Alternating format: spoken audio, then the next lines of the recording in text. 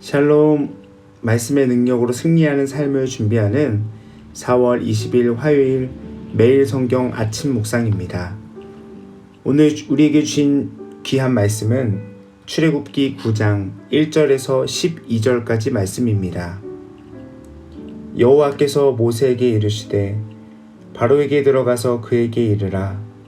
히브리 사람의 하나님 여호와께서 말씀하시기를 내 백성을 보내라.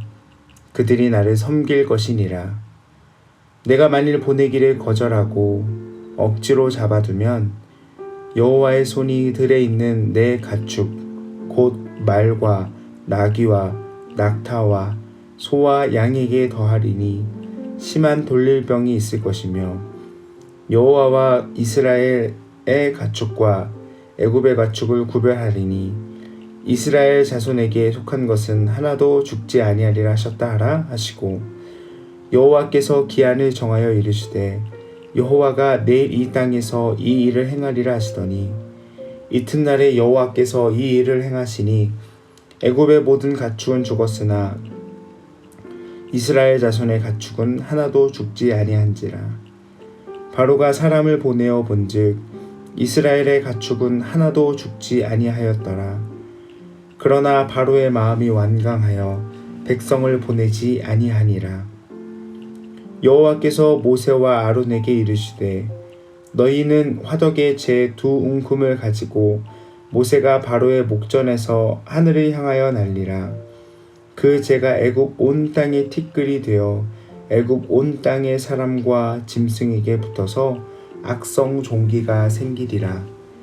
그들이 화덕의 재를 가지고 바로 앞에 서서 모세가 하늘을 향하여 날리니 사람과 짐승에게 붙어 악성 종기가 생기고 요술사들도 악성 종기로 말미암아 모세 앞에 서지 못하니 악성 종기가 요술사들로부터 애굽 모든 사람에게 생겼음이라. 그러나 여호와께서 바로의 마음을 완악하게 하셨으므로 그들의 말을 듣지 아니하였으니 여호와께서 모세에게 말씀하심과 같더라. 아멘. 오늘 우리가 읽은 말씀에는 가축 악질 재앙과 악성 종기 재앙이 등장하게 됩니다. 사실 이집트와 바로의 왕에게 있어서는 이 하나님의 역사가 재앙과도 같지만 사실 이 말씀은 재앙이 아니라 하나님의 역사요, 하나님의 표징으로 보아야 할 것입니다. 왜냐하면 이 재앙들은 이스라엘 백성들에게 있어서는 하나님의 크심과 하나님의 능력을 나타나는 하나님의 역사였기 때문입니다. 오늘 말씀을 묵상하면서 그런 생각을 하게 되었습니다.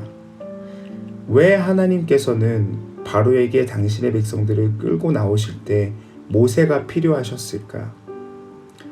하나님의 능력과 힘이라면 모세나 아론이 필요하지 않아도 하나님은 충분히 일하실 수 있는데 왜 모세를 통하여 이르게 하시고 모세와 아론을 통해서 이르게 하실까?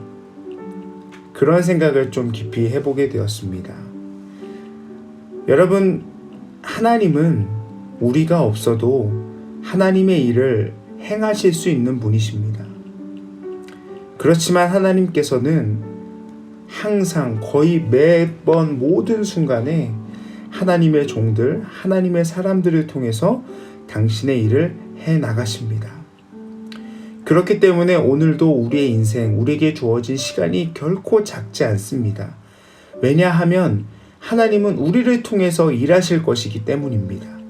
우리를 통해서 말씀하실 것이기 때문입니다. 무엇을요?